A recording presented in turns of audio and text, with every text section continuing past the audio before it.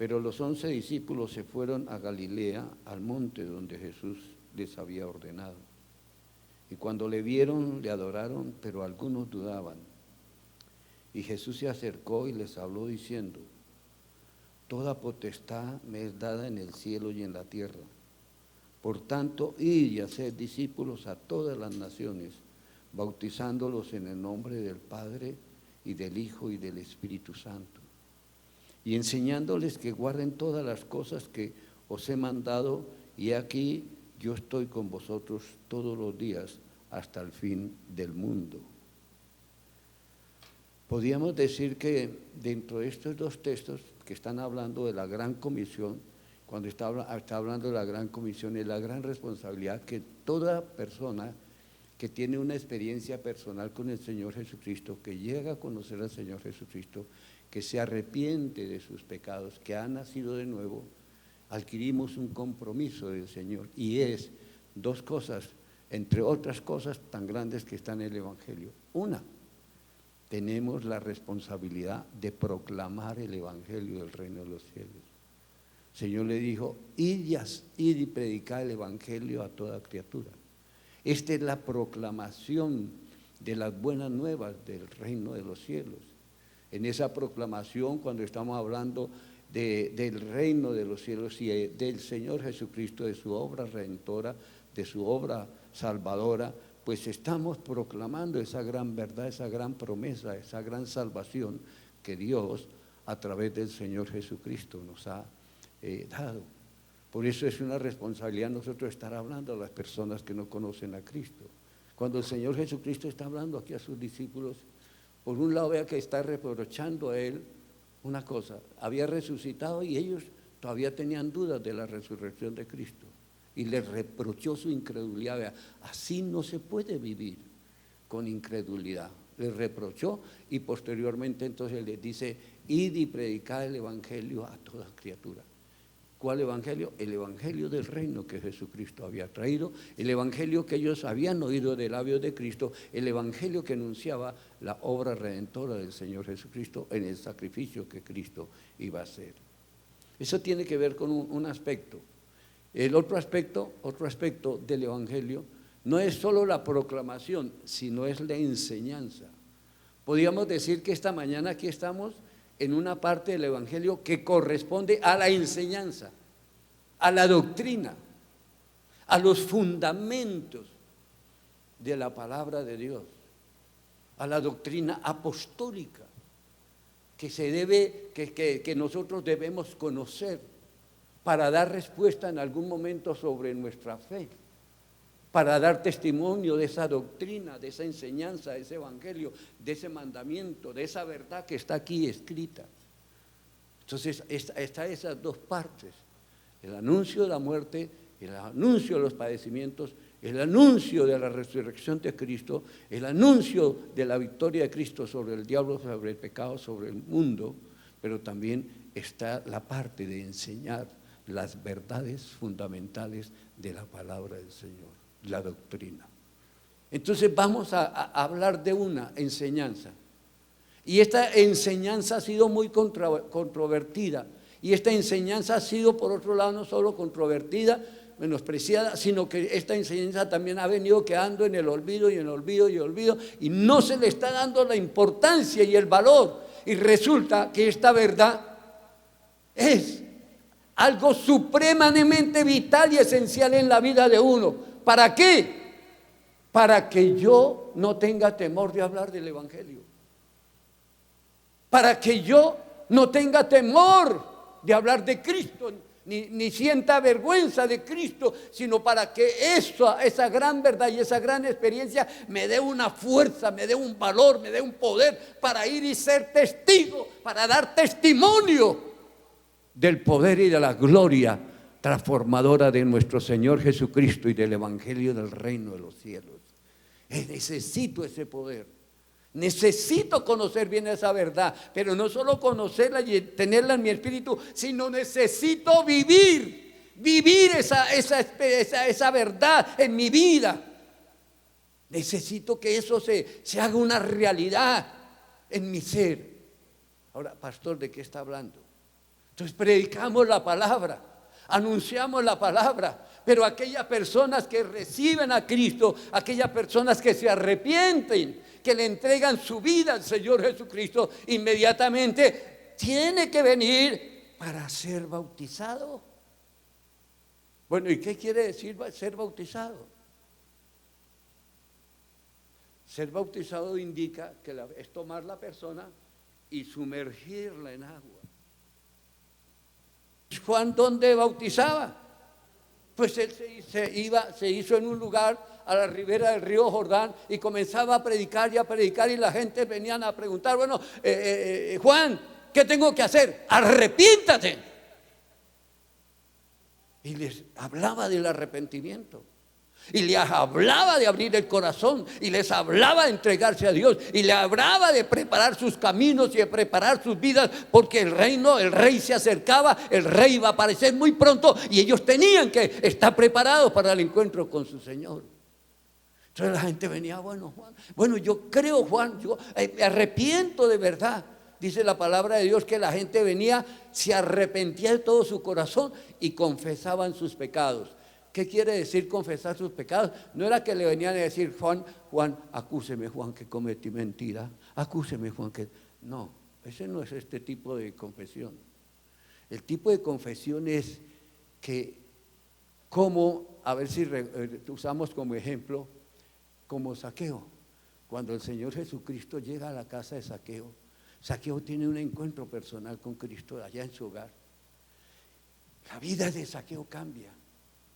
Y entonces Zaqueo se para en medio de esa fiesta y dice, si he engañado a alguno, si le he robado a alguno,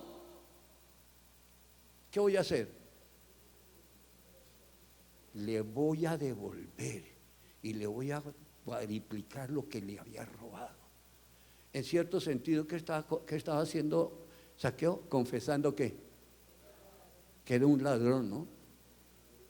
Que había sido un pícaro sin vergüenza, deshonesto, había tumbado a su propio pueblo, a sus propios hermanos, pero que la presencia, el impacto, el encuentro con Cristo, la vivencia con Cristo, el tener a Cristo ahí en su vida, llegar a su hogar y sentir la gloria y la presencia de Cristo, afectó y transformó de tal manera su vida, su espíritu y su corazón, que ese día Zaqueo conoció a Jesús. Y el testimonio de que él conoció a Jesús no fue porque solo lo vio físicamente, sino porque su vida profundamente fue cambiada, su espíritu.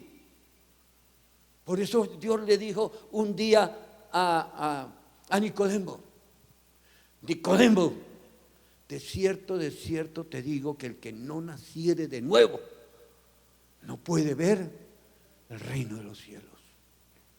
Y Zaqueo estaba pensando en un nacimiento físico y le dijo, no, Señor, no es de ese nacimiento, estoy hablando de un nacimiento ¿qué? Espiritual, que se opera ya en el espíritu, allá adentro en el alma, donde solo el Espíritu Santo, donde solo la palabra de Dios, donde solo la presencia de Dios puede entrar, penetrar allá en lo más recóndito de tu corazón, de tu alma, de tus pensamientos, de tu espíritu. Y Dios extraer la maldad, la iniquidad, la perversidad, y Dios sacar de allá de tu ser todos esos demonios, todas esas inmundicias, sacarlo y liberarlo para que usted sea una nueva criatura en Cristo Jesús. ¿Cuántos alaban al Señor? Aleluya. Porque no hay otra forma de ser libre si no nacemos de nuevo. Si no nacemos de nuevo. Yo puedo hacer lo siguiente, escuchar un mensaje y el predicador invita, ¿y quién quiere recibir a Cristo? Y yo decir, yo recibo a Cristo. Y levantar mi hermano. Y yo puedo decir, y el pastor me puede decir, ahora te repita estas palabras. Pero si yo no lo dije con corazón, si no tuve esa experiencia de verdad profunda en mi espíritu, yo no voy a cambiar. Eso fue como echarle agua a un pato. Llegó, cayó eso, salí y seguí lo mismo. Pero hermanos, quiero decirle una cosa. el día que el Señor me cogió y me transformó y me hizo ver mi maldad y mi pecado, y sentí la maldad y sentí el peso de mi iniquidad, y ese día que sentí su gloria, desde ese momento nunca más, hasta la fecha, y estoy hablando de más de 50 años caminando con el Rey de Reyes y Señor de Señores, ahí sirviéndole a Dios en los momentos difíciles, amargos, con tentaciones, con dolores, con enfermedades, con achaques, con tantas cosas que humanamente se presentan. Pero eso sí le garantizo y le digo una cosa: nunca me ha apartado de Él, ni un día, nunca. He estado ahí sirviéndole a Él, porque tuve una experiencia con Él, porque tuve un encuentro con Él, porque tuve una transformación. A mí que me digan que Dios no existe y que me saquen todos los argumentos habidos por haber, científico y todo, eso no va a cambiar lo que yo experimenté en mi corazón. No va a cambiar mi pensamiento de que hay un Dios todopoderoso, creador de los cielos y de la tierra. A Él sea la gloria y la honra. Bendito sea Dios. Entonces necesitamos esas experiencias, conocerlas, experimentarlas, vivirlas dentro. Ahora, pastor, bueno, usted no está hablando. ¿De qué experiencia me está hablando? Vamos al Evangelio de San Mateo, capítulo 3. Ya dijimos que aquí está la proclamación, la predicación y la enseñanza del reino de los cielos. Ahora nos vamos a centrar sobre una gran verdad, una gran enseñanza que la palabra de Dios tiene para nosotros, y que esa palabra es supremamente fundamental en la vida cristiana. Mirémosla. La predicación de Juan el Bautista. Vamos a leerlo, esos versículos, toda esa porción, esa primera porción, para estar empapaditos. Capítulo 3, versículo 1. En aquellos días vino Juan el Bautista predicando en el desierto de Judea y diciendo: arrepentidos, porque el reino de los cielos se ha acercado. Pues este es aquel de quien habló el profeta Isaías cuando dijo: voz del que clama en el desierto, preparad el camino del Señor, enderezad sus sendas. Y Juan estaba vestido de pelo de camello y tenía cinto de cuero alrededor de sus lomos, y su comida era langosta y miel silvestre. Y salía él, Jerusalén y toda Judea y toda la provincia de alrededor del Jordán. Y eran bautizados por él en el Jordán, confesando sus pecados. Al ver él que muchos de los fariseos y de los saduceos venían a su bautismo, les decía: generación de víboras, ¿quién os enseñó a huir de la ira venidera? Haced pues frutos dignos de arrepentimiento. Repito, bautizaba, predicaba primero y después bautizaba. Y el mensaje era: arrepentidos, arrepentidos, no huyan. Y con carácter, generación de vida, lo enfrentaba bien fuerte. Un predicador tenaz, un predicador duro, pero con un valor y una fuerza espiritual muy grande. Y la gente venía, porque muchos venían curiosamente a escucharlo y no tenían mayor interés en las cosas de él. No penséis decir dentro de vosotros mismos, versículo 9, Abraham tenemos por padre, porque yo os digo que Dios puede levantar hijos de Abraham aún de estas piedras. Y ya también el hacha está puesta a la raíz de los árboles. Por tanto, todo árbol que no da buen fruto es cortado y echado en el fuego. Yo a la verdad os bautizo en agua. ¿Para qué? Él está bautizando ¿en qué? Él está bautizando en agua. Está predicando arrepentimiento. Y viene y dentro de su mensaje dice algo supremamente fundamental. ¿Quién puede leerlo bien fuerte allá atrás? Fuerte. Siga.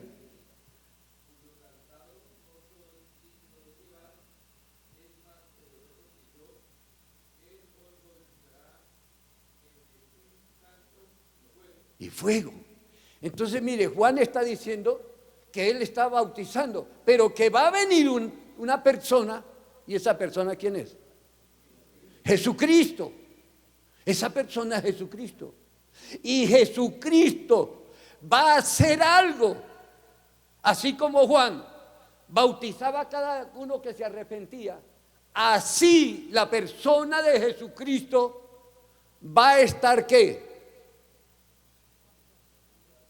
¿Va a estar qué? Bautizando. ¿Cuántos sabían que Jesucristo también bautiza? ¿Seguro? ¿Sí sabía o no sabía? Jesucristo bautiza, pero no bautiza en agua. Él bautiza ¿en qué? En el Espíritu Santo y fuego. Él bautiza en el Espíritu Santo y fuego. O sea que es un bautismo espiritual. Un bautismo que se realiza, Dios lo hace a través de su Espíritu, allá en su Espíritu. El pastor toma al creyente aquí en el agua y lo sumerge en el nombre del Padre, del Hijo y del Espíritu Santo. ¡Ah! Que lo sumerge. Y esa persona sale llenito de agua por todos lados porque fue hundido en ese elemento agua. ¿Sabe qué hace Jesús?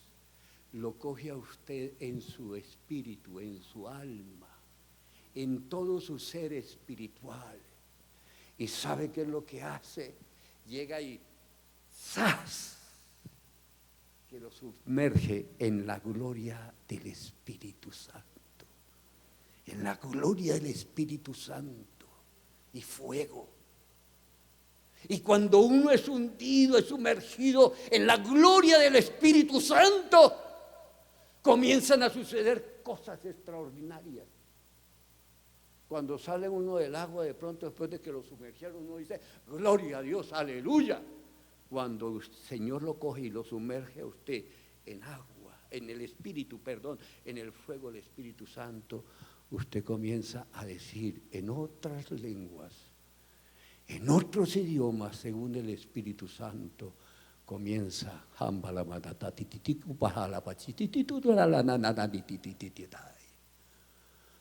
a Dios, a glorificar a Dios, a exaltar a Dios, a bendecir a Dios, a darle gloria a Dios, en un idioma más profundo, más glorioso que el español. El español es muy rico, con muchos términos, muchos verbos, cientos, miles, lo que sea, un vocabulario rico, pero cuando es en el Espíritu, usted recibe lenguas angelicales, recibe fuego de Dios, recibe poder de Dios, y usted comienza a alabar, glorificar, bendecir, exaltar el nombre de Dios. Porque así como cuando fue sumergido en agua, le brotaba por cada partecita de su cuerpo agua. Cuando usted es lleno del Espíritu Santo, se desborda eso. Y sus labios y su lengua no se puede detener de hablar y de glorificar a Dios en otras lenguas. Libro de los Hechos, capítulo 1. Estamos en enseñanza. Quiero que usted se lleve bien clara esta enseñanza. La tenga bien presente. Si usted fue bautizado en agua y todavía no ha tenido esa experiencia de ser bautizado en el fuego y en el poder del Espíritu Santo, hermano, usted lo está necesitando urgentemente. Usted está necesitando esa llenura. Usted está necesitando ese poder. Usted está necesitando que sea sumergido en esa gloria de Dios para que cuando usted salga sea un hombre más fuerte, una mujer más fuerte, una mujer y un hombre lleno del poder de Dios. No que el diablo va a salir corriendo, porque aunque usted sea lleno del Espíritu Santo, Satanás no va a dejar de tentarlo. Jesucristo fue lleno del Espíritu Santo. Estaba lleno del Espíritu Santo. Ustedes saben que Juan bautizó al Señor Jesucristo y cuando subía él del agua, dice, cuando él subía del agua, descendió el Espíritu Santo y él fue lleno del Espíritu Santo. Y lleno del Espíritu Santo, el Padre lo llevó al desierto para ayunar 40 días y 40 noches. Y el Señor Jesucristo en ese tiempo tan extraordinario, de tanta consagración, tan extremo, tan glorioso, de ayuno, de oración y de ayuno, 40 días viendo y experimentando la gloria de Dios, el poder de Dios. Satanás fue a tentarle. Satanás fue a desviarlo de los caminos de Dios. Pero la llenura y el poder del Espíritu Santo y la gracia de Dios nunca permitieron que eso sucediera. Cuando usted está lleno, cuando usted está con la gloria de Dios, sí puede sentir flaqueza, un momento de confusión, pero ese fuego que está dentro arde y arde, arde en ti, que no se va a apagar nunca. Bendito sea el nombre de Dios para siempre. ¿Cuántos dan un gloria a Dios bien fuerte? Aleluya. Bendito sea Dios. Libro de los Hechos, capítulo 1. Leamos el versículo 4. Está hablando el Señor Jesucristo. Esas palabras son del Señor Jesucristo. No se vayan de Jerusalén, quédense ahí, porque se va a cumplir una promesa. No dentro de muchos días ustedes van a ser bautizados en el Espíritu y Santo, en el Espíritu Santo y fuego, como anunció también Juan el Bautista. Van a ser bautizados. Capítulo 2. Estaban ellos reunidos ahí. Están ellos ahí delante de la presencia de Dios. Habían pasado un tiempo, era la fiesta de Pentecostés. Cuando llegó ese día de Pentecostés, estaban todos unánimes. Y de repente vino del cielo un estruendo como un viento recio que soplaba, el cual llenó toda la casa donde estaban sentados. Y se le aparecieron lenguas repartidas como de fuego, asentándose sobre cada uno de ellos. Y fueron todos llenos del Espíritu Santo y comenzaron a hablar en otras lenguas según el Espíritu les daba que hablase. Moraban entonces en Jerusalén judíos, varones, pedazos de todas las naciones bajo el cielo, y hecho este estruendo se juntó la multitud y estaban confusos porque cada uno le oía hablar en su propia lengua. Estaban atónitos, maravillados, diciendo: mira, ¿no son estos galileos todos los que hablan? ¿Cómo pues les oímos nosotros hablar en nuestra lengua en la que hemos nacido? Pardos, medos, elamitas, y los que habitamos en Mesopotamia, en Judea, en Capadocia, en el Ponto y en Asia, en Frigia, en Panfilia, en Egipto y en las regiones de África más allá de Cirene, romanos y residentes, tanto judíos como prosélitos, cretenses y árabes, les oímos hablar en nuestra lengua las maravillas de Dios. Y estaban todos atónicos, perplejos, diciéndose uno a otro: ¿qué quiere decir esto? Mas otros burlándose decían: están llenos de mosto, es decir, están borrachos. ¿Qué pasó ese día? ¿Qué sucedió con esos 120 que estaban ahí reunidos orando? ¿Fueron qué? Digámoslo, sí, fueron llenos. Pero usemos la palabra, fueron bautizados. ¿Fueron bautizados por quién? Por el Señor Jesucristo con su Santísimo Espíritu. Fueron bautizados por el Señor Jesucristo con su Santísimo Espíritu. Jesús bautiza, Jesús sumerge, Jesús llena de su gloria a los creyentes con su Santo Espíritu. Eso es. Lee usted el libro de los Hechos, sigue ahí, que se desarrolla la historia del cristianismo hasta nuestros días. Y hasta nuestros días el Señor está bautizando, está llenando. Está sucediendo lo que Él mismo dijo en su palabra: si alguno tiene sed, venga a mí, ¿y qué? y beba. Y como dice el Señor, de su interior, ¿qué? Correrán, ¿qué? Ríos de agua de vida. Esto habló del Espíritu Santo que habían de recibir los que creyesen. ¿Cuántos han sido bautizados en agua? Levanten la mano. Gloria a Dios. Bájenla. ¿Cuántos han sido bautizados en el fuego del Espíritu Santo? 2 bautizos, uno en agua y uno en ¿qué? En el Espíritu. Un bautismo realizado por un hombre, por un pastor, por un ministro, pero el otro bautismo lo realiza es el Señor Jesucristo. Y el elemento, por decir así, la persona del Espíritu Santo, es esa gracia, esa bondad, esa bendición de Dios, donde el Señor lo va a sumergir a usted. Donde Dios lo va a hundir y lo va a lavar y lo va a limpiar. ¿Sabe que en el Antiguo Testamento había varios lavamientos? Y entre los varios lavamientos estaba el lavamiento que se le ordenaba especialmente a los leprosos. Un leproso, cuando era sanado, tenía que, dentro de la parte de la ceremonia que tenía que hacer, tenía que ser lavado con agua limpia, con agua pura. Ese hombre debía sumergirse, debía tener esa limpieza para posteriormente poder participar del culto y del servicio a Dios. Y ese es nada más ni nada menos que esa figura del Espíritu Santo.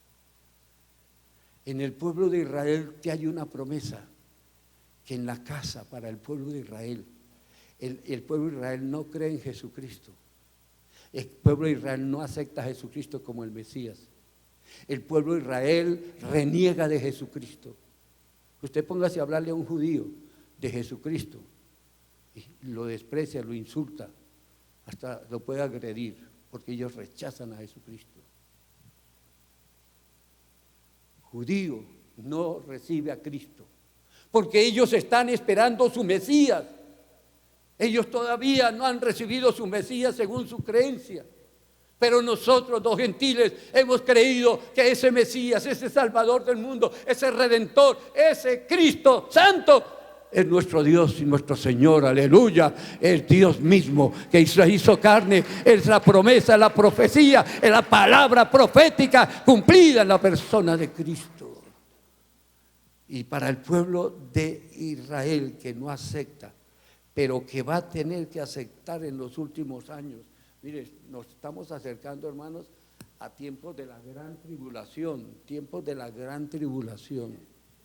Y el que va a estar metido dentro de ese horno de la gran tribulación, cuando el anticristo y los juicios de Dios estén desatados, entre unos son el pueblo judío. 2, todos aquellos que se quedaron de la venida de Cristo. Y todos aquellos que en ese tiempo quieran creer en Cristo. Va a ser tremendo. Pero miren la promesa de Dios, Zacarías, capítulo 13, capítulo 14, 13. Yo regularmente estoy citando estos textos. Capítulo 12 de Zacarías dice: y derramaré sobre la casa de David y sobre los moradores de Jerusalén espíritu de gracia y de oración, y mirarán a mí a quien traspasaron, y llorarán como se llora por el hijo unigénito, afligiéndose por él como quien se aflige por el primogénito. Y en aquel día habrá gran llanto en Jerusalén, como en el llanto de Agdadrimón en el valle de Menguido. Y se lamentará la tierra, cada linaje aparte, y los descendientes por cada uno. Versículo 1, capítulo 13. En aquel tiempo habrá un manantial abierto para la casa de David y para los habitantes de Jerusalén, para la purificación del pecado y de las inmundicias. Y en aquel día, dice Jehová de los ejércitos, quitaré de la tierra los nombres de las imágenes y nunca más serán recordados, y también haré cortar de la tierra al profeta y al espíritu de inmundicia. ¿Qué tiene preparado el Señor en su gracia? una fuente, un manantial, una gloria en la figura del agua, en la figura del Espíritu Santo, para ayudar a limpiar las inmundicias del pueblo. ¿Sabe por qué se llama al Espíritu, se le dice Espíritu Santo? Porque Él en su esencia, en su ser, Él es ¿qué? Santo. Y porque Él, ¿qué es su trabajo? Santificar. Santificar. Santificar. Espíritu de gracia es la gracia de Dios a través del Espíritu en nosotros. ¿Quién hace nacer de nuevo? El Espíritu Santo. ¿Quién transforma las vidas? El Espíritu Santo. ¿Quién da vida? El Espíritu Santo. El soplo de Dios, la vida de Dios.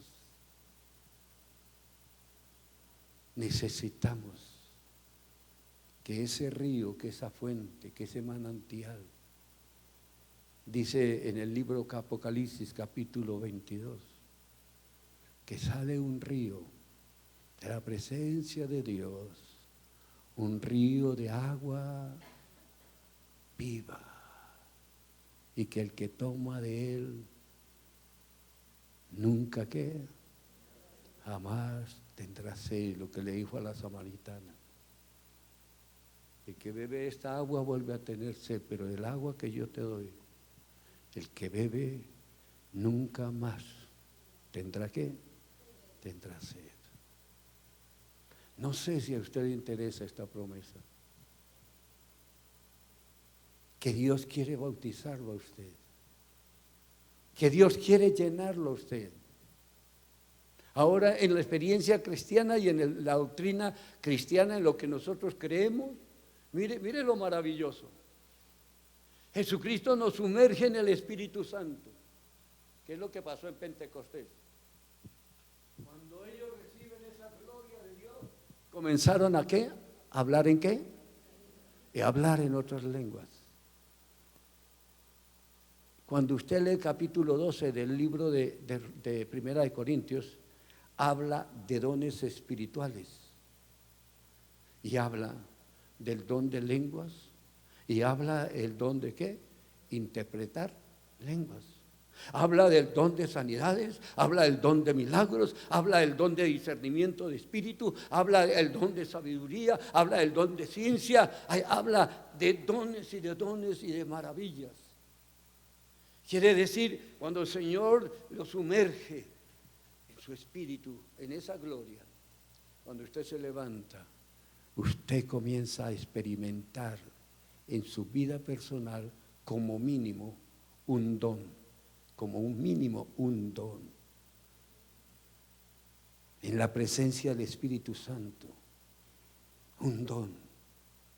Por eso todos los que hemos sido bautizados del Espíritu Santo, algunos Dios nos ha dado la experiencia de que hablamos en ese día y por los años y años hemos hablado lenguas porque nos ha quedado esa bendición del don de lenguas. Pero hay otros hermanos que el Señor los sumergió en el Espíritu, los bautizó el Señor Jesucristo, pero no quedaron hablando en lengua porque a ellos les dio otro don de sanidades, don de servicio, don de la profecía, don de interpretación de lenguas. Otro don que necesita usted utilizar, que usted lo tiene ahí y que Dios quiere que usted lo use para exaltar el nombre de Dios, para servir a Dios y servir a la iglesia, servir a los hermanos, servir a los enfermos. Si usted tiene don de sanidades y hay enfermos, ¿quién es el que tiene la responsabilidad para orar por esa persona? No leímos en San Marcos: estas señales seguirán a los que creen, en mi nombre echarán fuera demonios, hablarán lenguas, pondrán las manos sobre los enfermos y estos ¿qué? Sanarán. Porque todo eso y mucho más trae la gloria del Espíritu Santo en nosotros. Esto no es cuestión de una religión, hermanos. Esto es cuestión de una vivencia con un Dios vivo, con un Dios que es espíritu, que es vida. y que está aquí en nosotros y que quiere desbordarse y que quiere salir y que quiere moverse y que quiere limpiarnos y que quiere santificarnos y que quiere llevarnos y que quiere mostrarnos y que quiere hacer grandes cosas con cada uno de nosotros. Usted no me venga a decir, como he dicho en algunas ocasiones, ay hermano, lo que yo necesito ya es ¿un qué? Un bastoncito, porque ay, ya la escalera ¿cómo voy a servirle a Dios? 80 años tenía Moisés, 80 años, cuando Dios lo llamó. Dijo, usted me hace el favor y se me va a llevar este pueblo hacia Egipto, hacia la tierra prometida.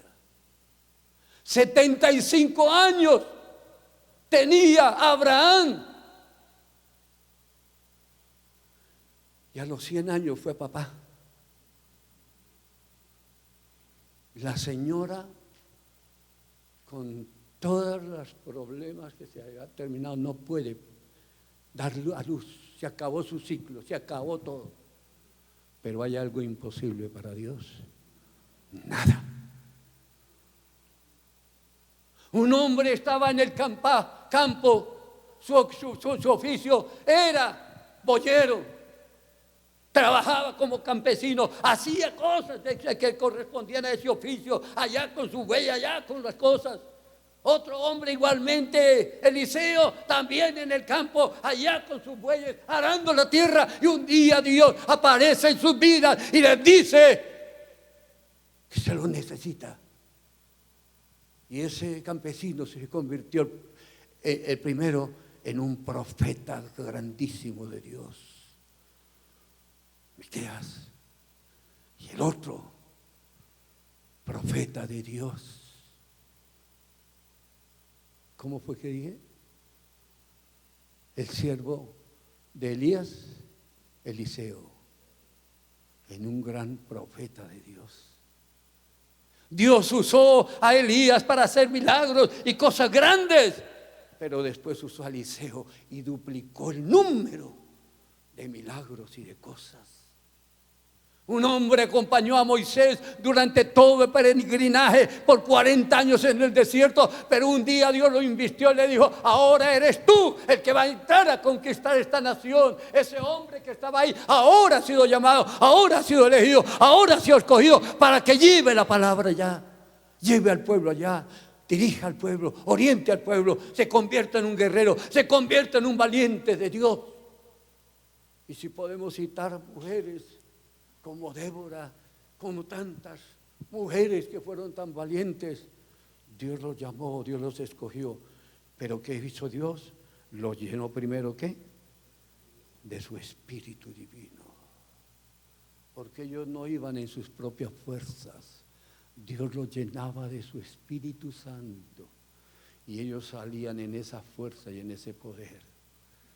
Un día uno de ellos dijo, Señor, estoy cansado de predicar, estoy cansado de hablar, Señor. Mire, he predicado y no se me ha convertido ni uno. ¿Usted sabe qué es eso, hermano? 40 años un predicador predicando y no se le convertían las almas. Y llegó un día que estaba en un estado hasta depresivo fuerte. Ay, ya no vuelvo a predicar. No, ya no más, Señor. Por favor, voy a cambiar de oficio. No me pida que siga con esto, Señor. Y cuando él pensó, dijo, ya no voy a seguir más con esto. Dice, comenzó a sentir aquí adentro como un fuego, un calor. ¿Y eso qué era? La presencia de Dios. Comenzó a arder. Y comenzó a arder. Y comenzó a arder. Y él antes estaba diciendo así, no. Después estaba diciendo, sí, Señor. No importa lo que pase, voy a seguir. ¿Sabe cómo terminó la vida de ese profeta? Lo asesinaron. Su propio pueblo, a quienes les predicaba la palabra.